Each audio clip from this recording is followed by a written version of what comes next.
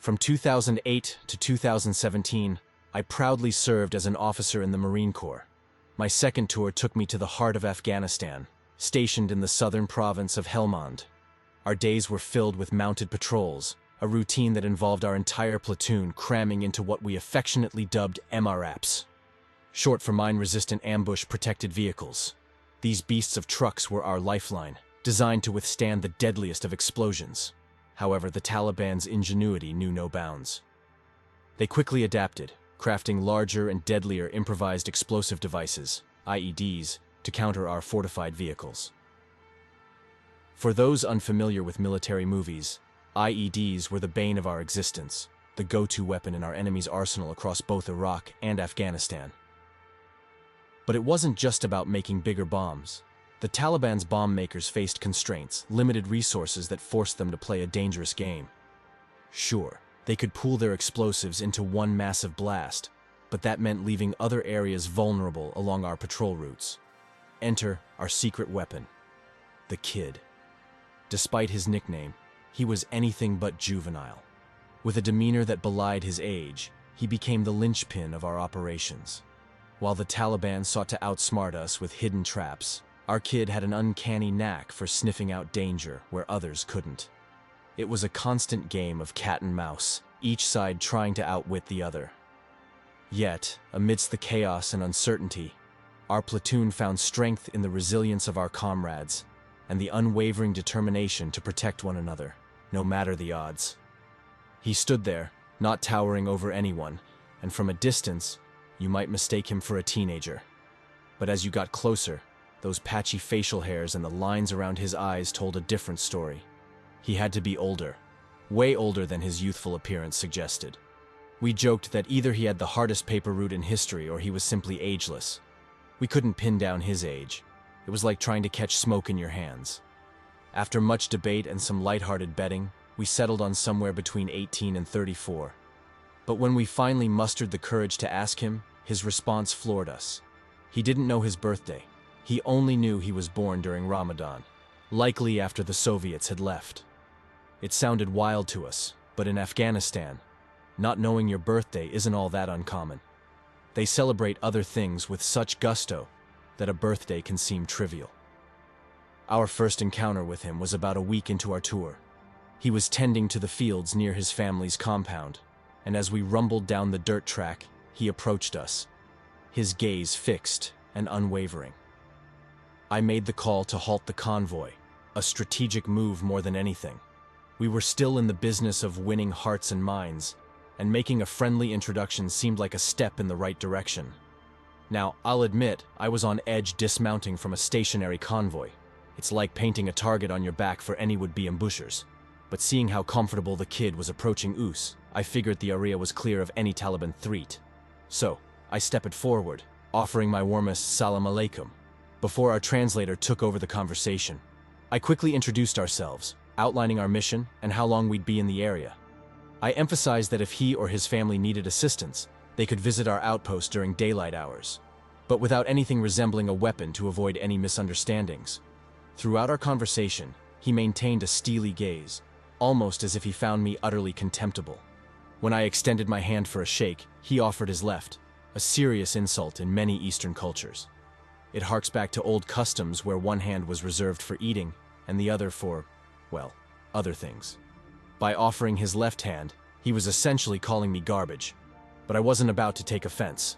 Instead, I chuckled and insisted on a handshake, fully aware of the implied insult. Surprisingly, my response seemed to intrigue him. His expression shifted, caught between awe and apprehension. Assuring him that all was forgiven, I extended an olive branch in the form of powdered Gatorade. He recognized it immediately, and although he didn't crack a smile, accepting it felt like progress. With that, we resumed our patrol. Our next encounter with the Kid was a bit more heartwarming.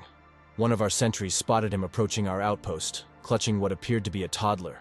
Through our translator, we learned that the child was suffering from a stomachache. Our corpsman whipped up a concoction of Gatorade and crushed Motrin, and soon enough, the little one was feeling better. With grateful nods, they departed, leaving behind a reminder of the humanity that often bridges the divide between us. That little incident marked a significant shift in our rapport with the kid and his family. Within a matter of weeks, he became our clandestine asset. Every time our convoy neared his compound, he'd be there, waiting, his keen ears picking up the rumble of our engines long before we arrived. As we approached, he'd greet us with a warm salam, followed by a cryptic warning in Pashto. The area of Wazir Kale is very busy today. Do not go there. It didn't take us long to decipher his message. We knew he was alerting us to the presence of enemy IEDs. For 36 consecutive days, we navigated our routes without encountering a single IED. It drove the Taliban to the brink of madness. We'd overhear their frantic chatter on the radio, speculating whether drones were surveilling their every move. Frustrated, they resorted to small arms fire and RPG ambushes, but we were ready. We met their attacks head-on, dealing them heavy losses during that period. Then came the day we turned onto the familiar track that cut through the kids' fields. Ahead of us lay something foreign, an anomaly on our patrol route. We halted the convoy, preparing to dismount and inspect the area for explosives. As the commanding officer, I directed the forward MRAP to assess the object. I can still recall the tension in the air, the stifling heat inside the vehicle, and the taste of sweat on my lips. It's etched into my memory. When the Lance Corporal's voice crackled over the radio, his words sent a chill down my spine. It's the kid. I had been clear. We were dealing with an object on the track, not a person. Yet when I asked the forward vehicle commander to confirm, his response chilled me to the bone. It's a kid, he reiterated. It's his head? The Taliban had somehow sniffed out that the kid was the source of our intelligence. With their network of informants spread across the local population, it was only a matter of time before they pieced it together. What baffles me is how they singled him out. We had cultivated relationships with numerous villagers during our patrols, and by the end of our tour, we were on good terms with many village elders. Anyone could have been leaking intel to us, so how did they hone in on the kid? It's a question that gnaws at me, fueling my guilt. But here's the part that makes me sound like a heartless jerk. It's not the kid's death that weighs on me the most. It's the knowledge that without his intel, countless soldiers under my command would have perished during that tour. In a twisted, messed up way, I view him as acceptable collateral damage. I despise myself for thinking that way, but it's a truth I can't shake. You can call it a coping mechanism, or chalk it up to the residual effects of PTSD. It just is what it is. The soldier in me finds solace in the notion that he died serving a greater purpose. But deep down, I wish the remnants of my humanity could accept it too.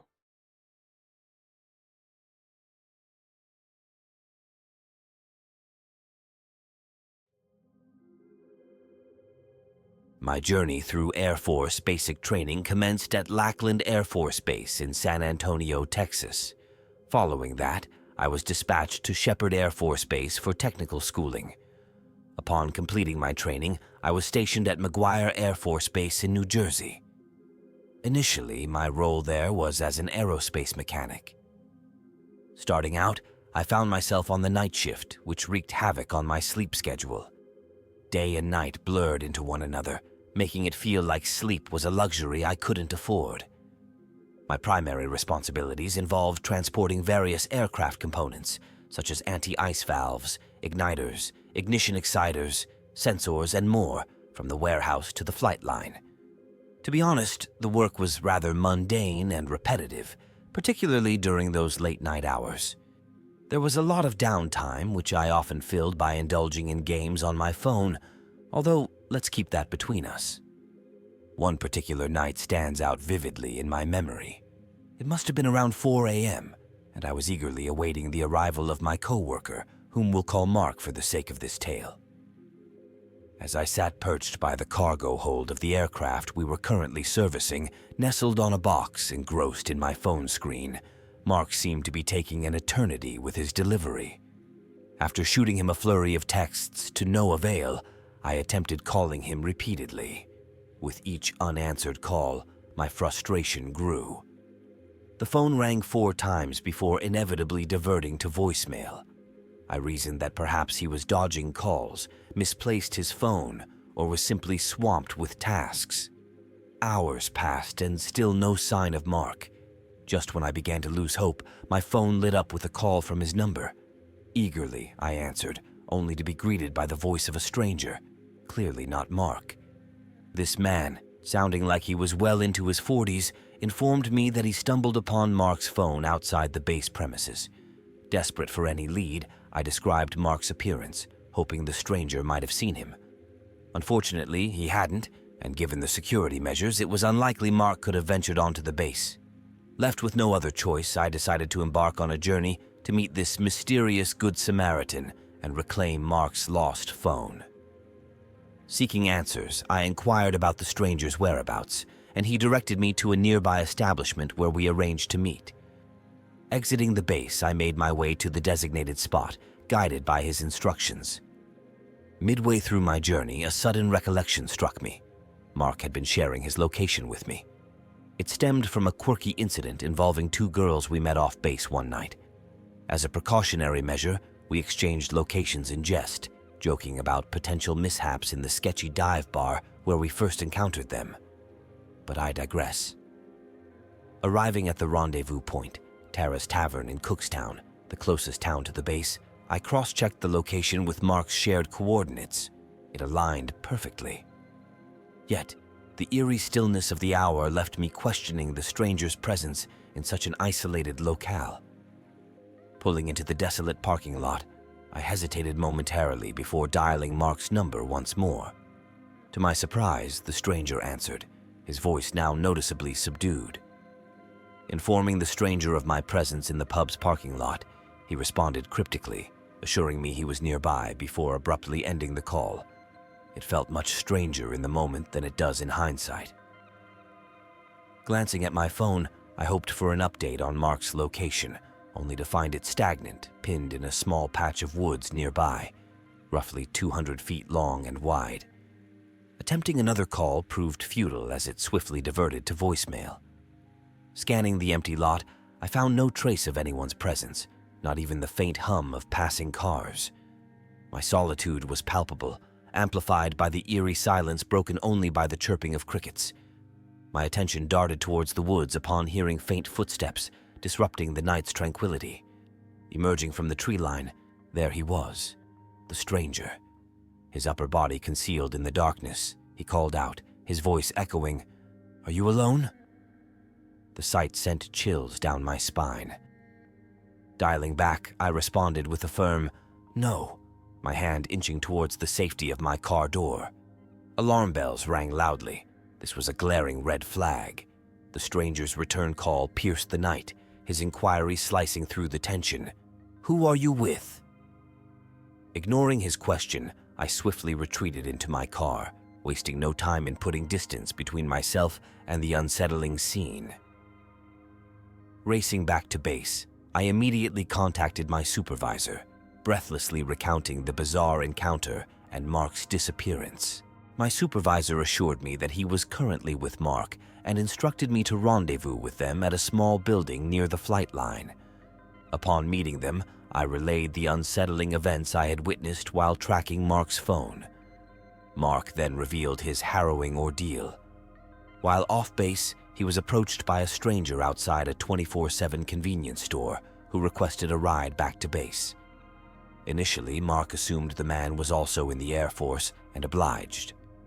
However, as they neared the base, the situation took a sinister turn. The man insisted they pull over near the woods for a quick pit stop. Oblivious to the impending danger, Mark complied. In a flash, the man seized the opportunity, wrenching open Mark's door and grabbing hold of him, his grip tightening with each passing second. Mark recounted how he swiftly reacted, delivering well-aimed kicks to the man's groin until he released his grip. In the chaos, Mark's phone slipped from his grasp and tumbled onto the roadside. With adrenaline coursing through his veins, he seized the opportunity to break free, hastily driving off, the car door flapping in the wind. Upon reaching the safety of the base, Mark wasted no time in reporting the incident to our supervisor. Concerned for our safety and determined to apprehend the assailant, we immediately notified the authorities and headed to Towers Tavern in search of the perpetrator. However, when we arrived, Mark's phone was no longer traceable on the map. it dawned on us that the assailant may have destroyed the phone to cover his tracks. Frustrated, but undeterred, we filed a police report, acknowledging the unsettling reality that some individuals out there pose a genuine threat. Reflecting on the ordeal, we couldn't help but wonder what might have unfolded had we not escaped the clutches of danger. It served as a stark reminder that vigilance is paramount, especially in the face of unpredictability and potential danger lurking in the shadows.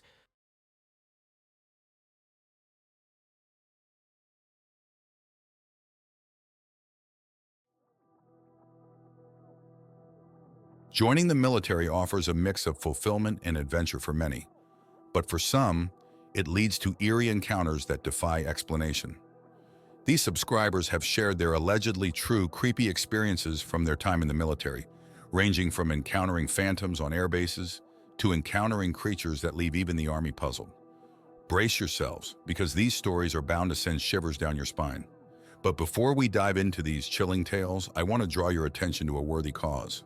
A dear friend of the channel known as Heroes in Blue is currently organizing a GoFundMe to support the funeral of a fallen policeman. You'll find the link in the description below, and any support you can offer would be greatly appreciated. Now let's delve into these truly spine-chilling stories. This story is a two-parter, and while I'm not certain if they're connected, both occurrences took place in the same area and left those involved deeply unsettled. But before we get into that, let me provide a bit of background about myself. I served as a soldier in the U.S. Army for nearly 9 years, spending time with a mountain warfare infantry unit. At 31 years old, standing at 6'1" and weighing approximately 195 pounds, I'd like to think of myself as a fairly adept woodsman. Growing up in upstate New York, nestled amidst the Adirondack Mountains, I've always felt at home in the wilderness. I've encountered various wildlife native to the region, from black bears to moose, and have learned to navigate the forest with caution. However, there's one creature I never gave much thought to, until now. The creature in question? The Sasquatch.